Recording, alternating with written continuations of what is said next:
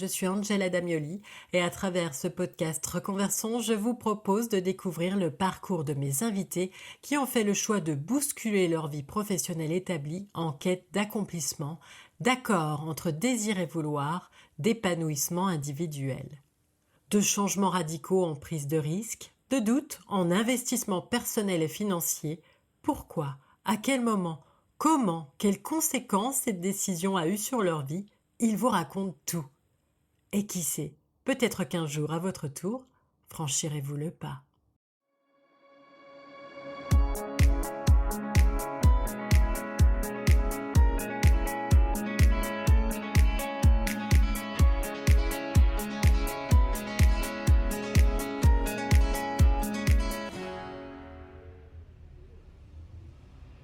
Pour ce premier numéro de Reconversion, j'ai choisi d'ouvrir et de libérer la parole en invitant le psychologue clinicien Joseph Agostini à répondre à mes questions sur son parcours professionnel et notamment sur cette reconversion effectuée pour lui il y a quelques années. Bonjour Joseph. Bonjour Angela. Je te remercie d'abord d'avoir répondu à mon invitation. C'est un plaisir. Je ne vais pas te demander de t'allonger sur le divan, rassure-toi. Mais comme je disais en introduction, nous allons parler de toi. Peux-tu te présenter? Alors donc je suis Joseph Agostini, j'ai 44 ans, je suis d'origine corse, je suis venu à Paris à 18 ans pour faire des études de journalisme et je suis devenu par la suite psychologue clinicien, diplômé d'État, psychanalyste et comme un fil rouge l'écriture de livres et de pièces de théâtre tout au long de ma vie. Lors de notre première rencontre, il y a une vingtaine d'années, c'était hier quoi, tu étais journaliste. Aujourd'hui, donc, tu l'as dit, tu es psychologue clinicien. À quel moment de ta vie as-tu pris la décision de changer de voie professionnelle ? Disons que ça s'est fait, j'avais 18 ans, j'étais à Sancier-d'Aubenton, je prenais un cours de psychologie dans le cadre de mon DUG de médiation culturelle et communication et je me souviens m'être fait la réflexion que je voulais devenir psychologue. Puis c'est tombé complètement dans les oubliettes puisque j'ai continué, j'ai eu mon diplôme à l'Institut français de presse, j'ai commencé à travailler, assistant de production à France 2 et puis j'ai travaillé à Europe 1 mais finalement ça a toujours été en latence. Je l'avais dans un coin de ma tête cette possible reconversion et puis à 27 ans je souffrais d'une forme de frustration professionnelle et puis j'avais vraiment le sentiment que le métier de journaliste allait exiger de moi un investissement total que je n'avais pas envie. J'avais envie de m'investir totalement dans un autre métier et le métier de psychologue m'a immédiatement en parlé, a beaucoup plus résonné que le métier de journaliste. Quelque chose de plus intime ? Oui, je pense que c'est vraiment cette écoute-là, je peux l'avoir pour la vie. Le métier de journaliste, j'avais donc 27 ans et je me sentais pas l'avoir pour la vie. C'est-à-dire c'était pas une énergie, c'est une énergie que je pouvais mobiliser, bien sûr, mais ça je m'y retrouvais pas pour le faire toute ma vie quoi. Il y avait un engagement comme ça que j'ai davantage pris en devenant psychologue clinicien et puis psychanalyste qu'en étant journaliste. Quand tu as décidé de te lancer en tant que psychologue, j'imagine que tu as dû reprendre des études. Quel cursus as-tu suivi ? C'est un cursus assez classique. J'ai commencé à Amiens parce que j'avais des amis à Amiens à ce moment-là et j'aspirais vraiment à autre chose. J'étais à Paris depuis 8 ans, j'avais envie de quitter Paris. Donc je suis parti, j'ai eu une équivalence en 2e année de psychologie clinique à Amiens. Et puis je suis revenu finalement 2 ans plus tard faire mon master à Paris 7. Et très très rapidement c'était là encore comme une évidence la psychanalyse. Je me suis inscrit à Espace Analytique, j'avais déjà fait moi une analyse personnelle une dizaine d'années, je l'ai poursuivi de manière plus didactique.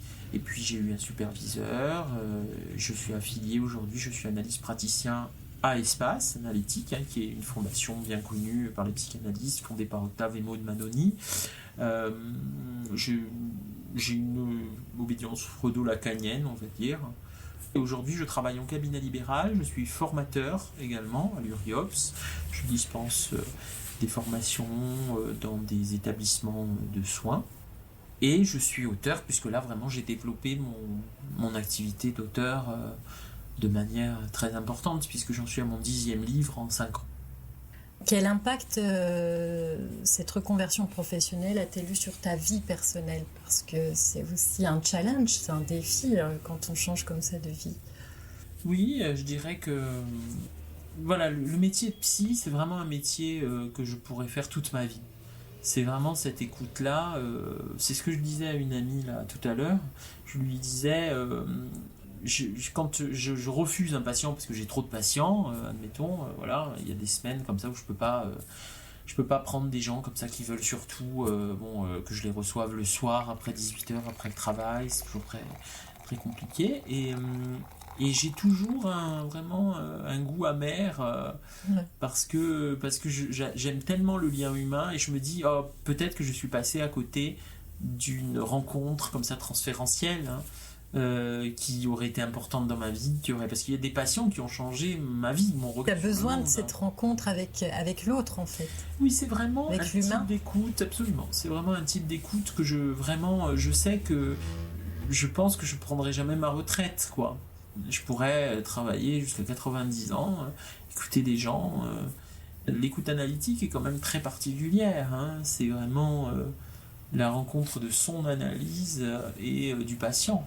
On travaille avec quoi? Sinon avec son propre parcours. Donc je dis toujours que l'analyste doit avoir été forcément brûlé par les questions les plus difficiles.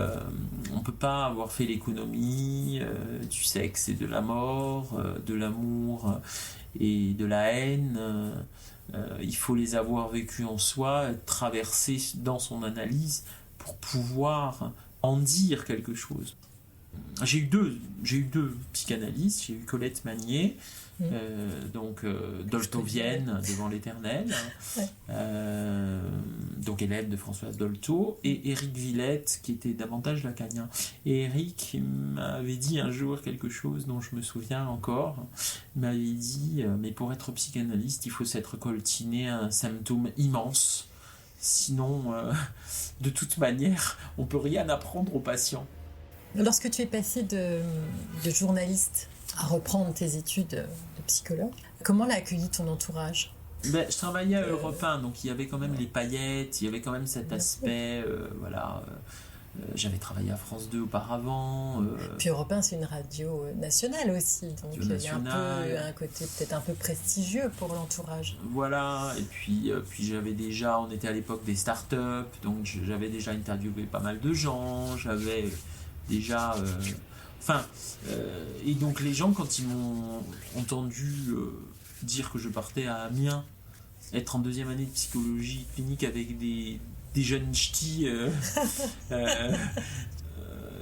c'est-à-dire il y avait quelque chose d'une dissonance, mais seulement en apparence au fond. Oui.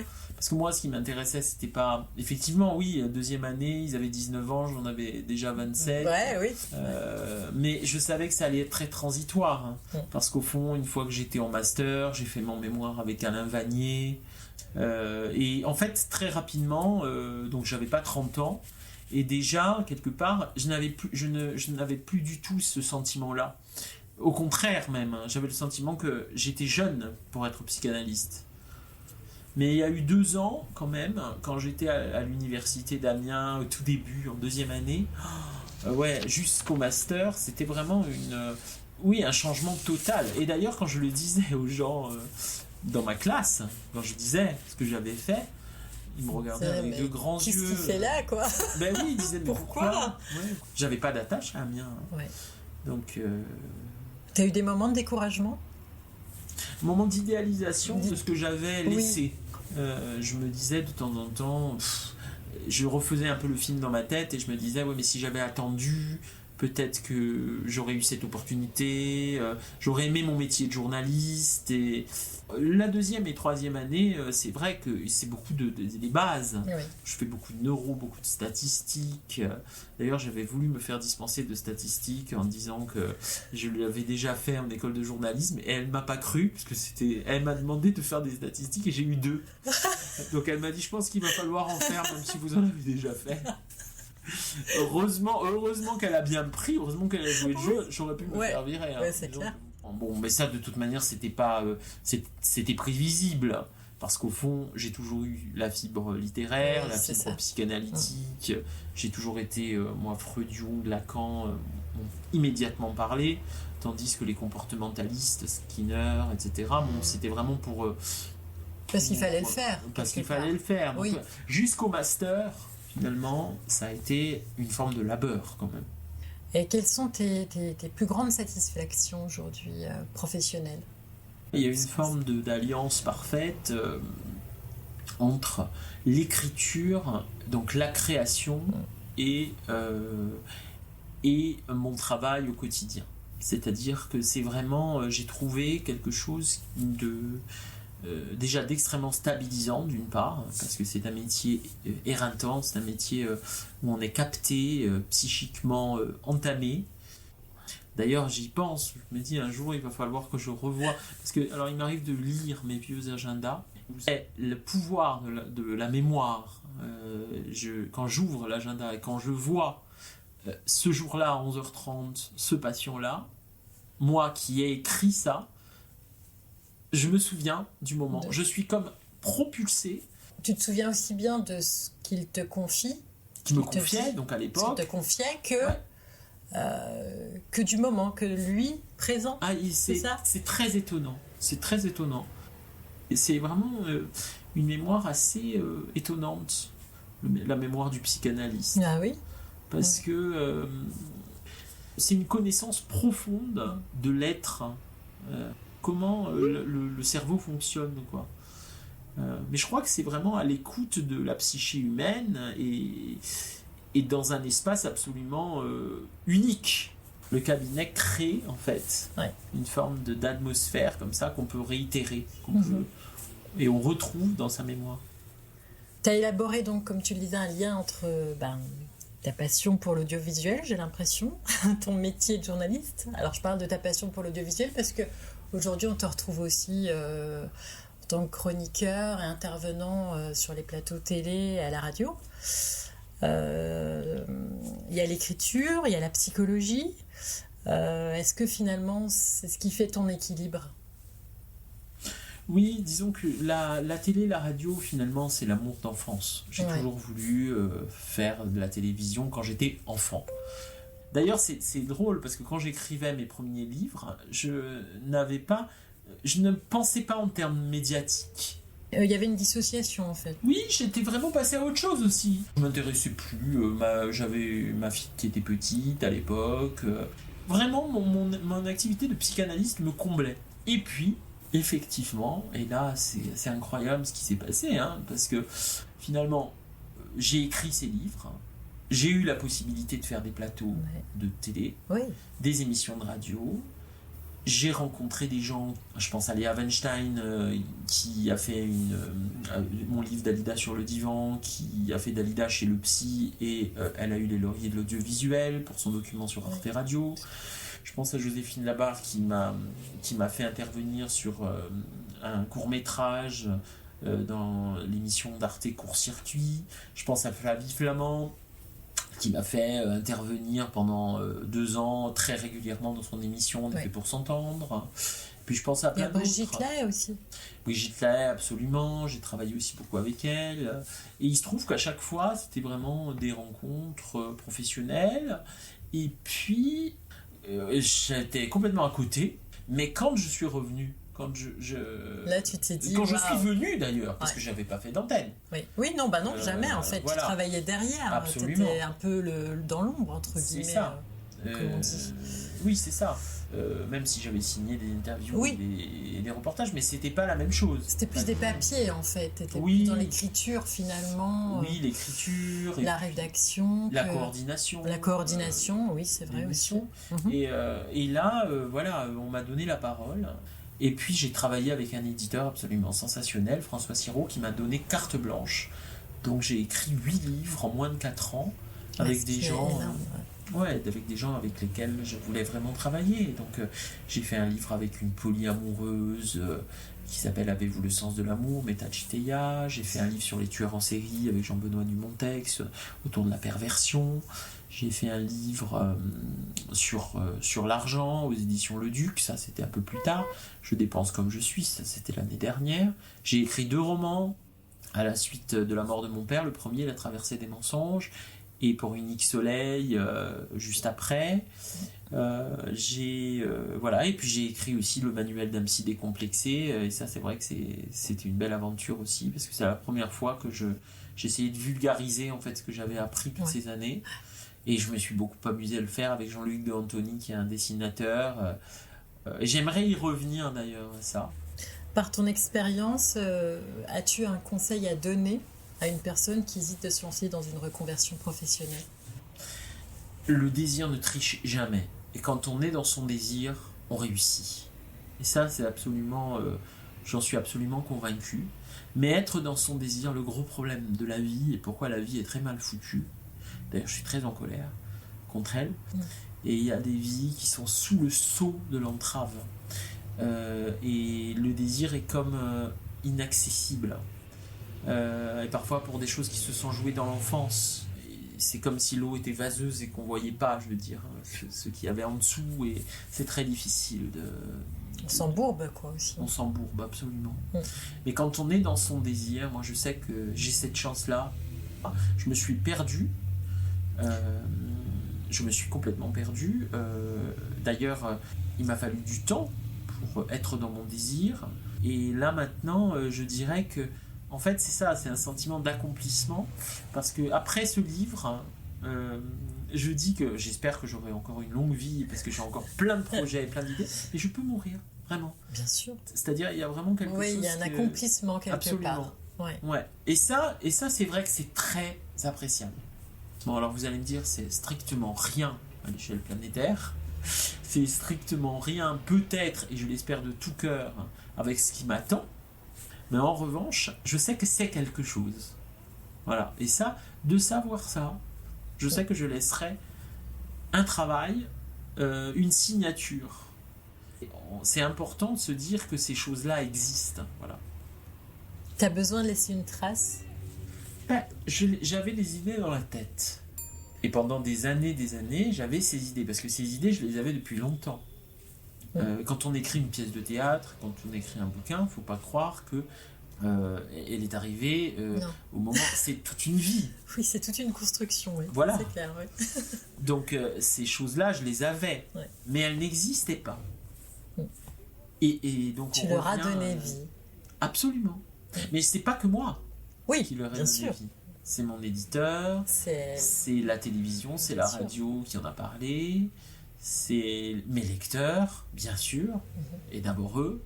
Tu nous l'as dit, tu as une actualité aussi diverse que multiple. Peux-tu nous parler de tes futurs projets?